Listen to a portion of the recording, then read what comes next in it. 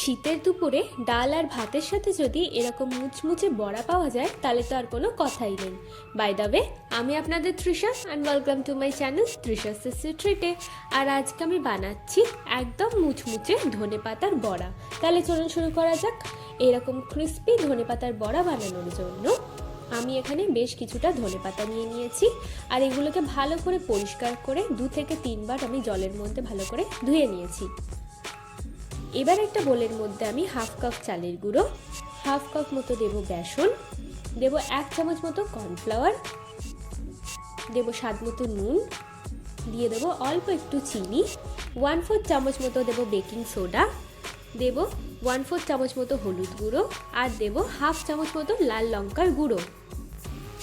এবার এর মধ্যে আমি পরিমাণ মতো জল দিয়ে দিচ্ছি, দিয়ে এটাকে আমি ভালো করে মিশিয়ে একটা ব্যাটার বানিয়ে নেব। এই ব্যাটারটা বেশি মোটা বা বেশি পাতলা হবে না। চলো এবার এগুলোকে ভেজে নেওয়া যাক। কড়াইতে বেশ কিছুটা সাদা তেল দিয়ে দিচ্ছি, আর তেলটাকে আমরা খুব ভালো করে গরম করে নেব।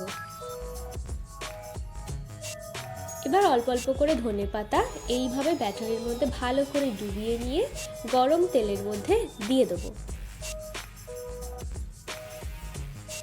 এক পিঠ হয়ে গেলে আমরা অপর পিঠটাও একইভাবে ভালো করে ভেজে নিচ্ছি। দেখুন বড়াগুলো কিন্তু আমাদের ভাজা হয়ে গেছে আর ভীষণই ক্রিস্পিও হয়েছে।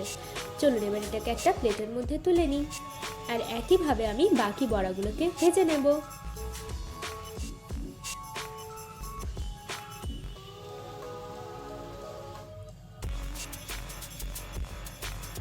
চলুন এবার এটাকে আমরা সার্ভ করে নিই।